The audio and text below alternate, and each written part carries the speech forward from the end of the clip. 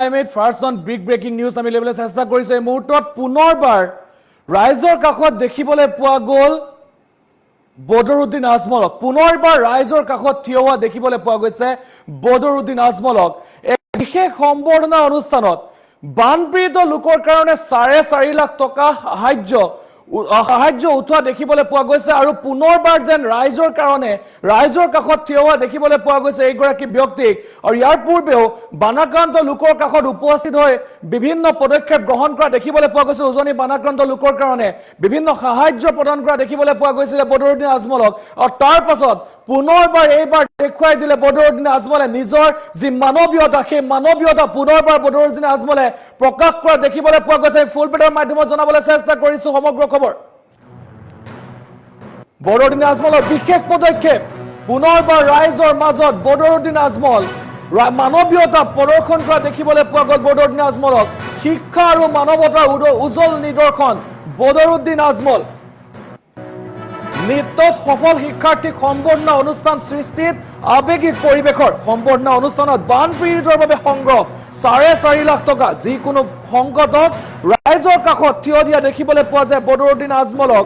আৰু বানপীড়িত দুৰ্দশাগ্ৰস্ত লোকসকলে বৃহৎ পৰিমাণৰ চৰকাৰী বেচৰকাৰী সাহায্য সৰ্বত্ৰে প্ৰশংসা আজমল ফাউণ্ডেশ্যনক। আমি জনাই আছো এই মুহূৰ্তৰ খবৰ আমি জনাবলৈ চেষ্টা কৰিছো। শিক্ষা আৰু মানৱতাৰ উজ্জ্বল নিদৰ্শন দাঙি ধৰা দেখিবলৈ পোৱা গৈছে বদৰুদ্দিন আজমলক।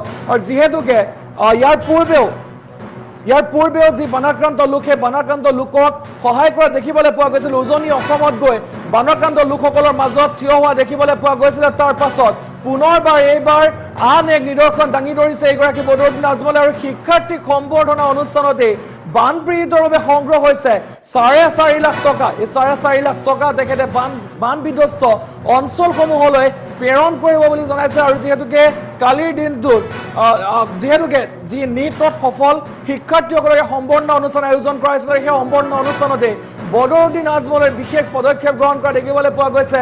সকলো লোকে মুক্ত হস্তে দান কৰা দেখিবলৈ পোৱা গৈছে।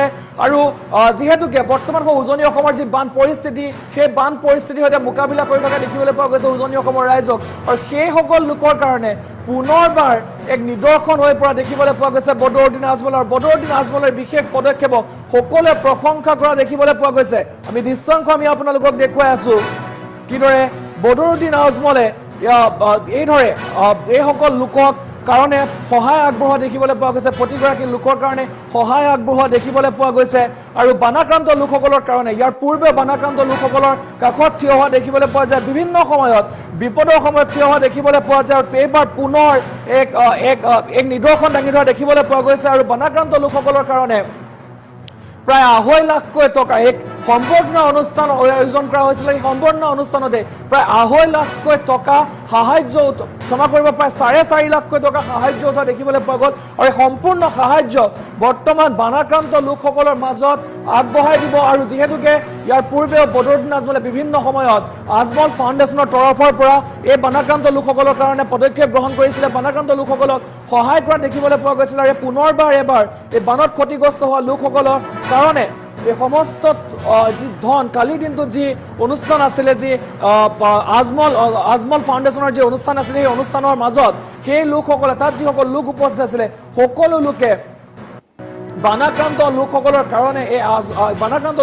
কাৰণে এই ধন আগবঢ়াই দিয়া দেখিবলৈ পোৱা গ'ল। আৰু আমি সেই দৃশ্যাংশ আপোনালোকক দেখুৱাই আছো কিদৰে শিক্ষা আৰু মানৱতাৰ উজ্জ্বল নিদৰ্শন দাঙি ধৰা দেখিবলৈ পোৱা গৈছে বদৰুদ্দিন আজমলক। আৰু কালিৰ দিনটোতো ঠিক তেনেধৰণে বদৰুদ্দিন আজমলে বিভিন্ন লোকৰ অৰ্থাৎ সেই যি অনুষ্ঠান, সেই অনুষ্ঠানৰ মাজত থকা সেই লোকসকলে এনেধৰণে সাহায্য উঠাই বদৰুদ্দিন আজমলৰ হাতত আগবঢ়াই দিয়া দেখিবলৈ পোৱা গৈছিলে। এক আৱেগিক মুহূৰ্তৰ সৃষ্টি হৈছিলে সম্পূৰ্ণ অনুষ্ঠানৰ মাজতে।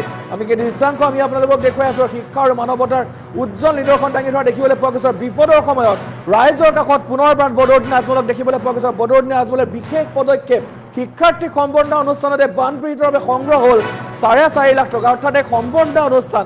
আৰু সেই সম্বৰ্ধনা অনুষ্ঠানত শিক্ষাৰ্থীসকলক সম্বৰ্ধনা জনোৱা হৈছিল। তাৰ মাজতে কিন্তু এতিয়া 4.5 লাখকৈ টকা উঠা দেখিবলৈ পোৱা গৈছে বিপদৰ সময়ত। অৰ্থাৎ যি বৰ্তমান উজনি অসমত যি বান বিধ্বস্ত, উজনি অসমৰ যি বানৰ যি অৱস্থা, বানে যি অৱস্থাৰ সৃষ্টি কৰিলে তাৰ মাজতে এতিয়া কিন্তু এইসকল লোকৰ কাৰণে বদৰুদ্দিন আজমলে থিয় হোৱা দেখিবলৈ পোৱা গৈছে, প্ৰতিটো মুহূৰ্ততে থিয় হোৱা দেখিবলৈ পোৱা গৈছে।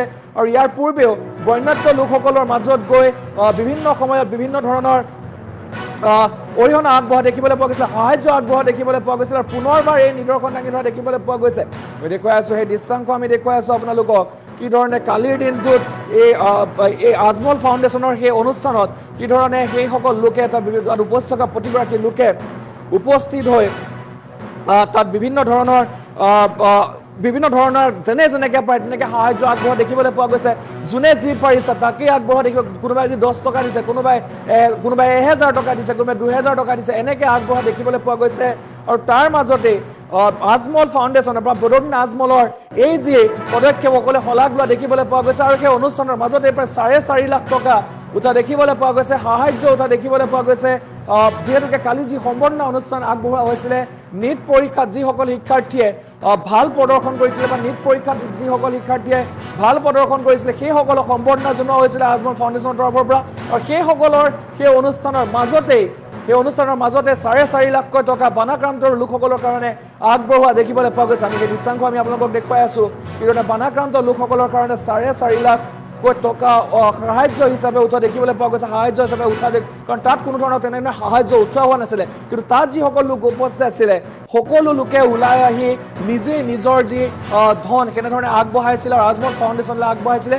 যিহেতুকে ইয়াৰ পূৰ্বে বদৰুদ্দিন আজমলে উপস্থিত হৈছিলে প্ৰায় কোটি টকা বদৰুদ্দিন আজমলে উপস্থিত হৈ ৰাইজৰ আগত উজনি অসমৰ ৰাইজৰ হাতত সাহায্য হিচাপে দিছিলে। আৰু তাৰ পাছত পুনৰবাৰ এইবাৰ বদৰুদ্দিন আজমলে নিজৰ মানৱীয়তাৰ নিদৰ্শন দাঙি ধৰা দেখিবলৈ পোৱা গৈছে। আৰু পুনৰবাৰ সেয়া এক প্ৰকাৰ তেখেতৰ নিদৰ্শন দাঙি ধৰা দেখিবলৈ পোৱা গৈছে। বানপীড়িত লোকৰ বাবে 4.5 লাখকৈ টকা আগবঢ়োৱা দেখিবলৈ পোৱা গৈছে। আমি সেই দৃশ্যাংশ আমি আপোনালোকক দেখুৱাই আছোঁ। যিহেতুকে বানাক্ৰান্ত লোকসকলৰ এতিয়া সহায়ৰ হাত আগবঢ়া দেখিবলৈ পোৱা গৈছে। বদৰুদ্দিন আজমলক বানাক্ৰান্ত লোকসকলৰ সাৰথি হোৱা দেখিবলৈ পোৱা গৈছে। ইয়াৰ পূৰ্বেও বানাক্ৰান্ত উজনি অসমৰ সেই 4খনকৈ জিলা শিৱসাগৰ, চৰাইদেউ সেই প্ৰতিটো অঞ্চলত তেখেত গৈছিলে। সেই বানৰ মাজত গৈ বদৰুদ্দিন আজমলে বিভিন্ন সহায় আগবঢ়া দেখিবলৈ পোৱা গৈছিলে। তাৰ মাজতে পুনৰবাৰ এতিয়া বদৰুদ্দিন আজমলে নিজৰ যি মানৱতাৰ নিদৰ্শন দাঙি ধৰা দেখিবলৈ পোৱা গৈছে, উজ্জ্বল নিদৰ্শন দাঙি ধৰা দেখিবলৈ পোৱা গৈছে।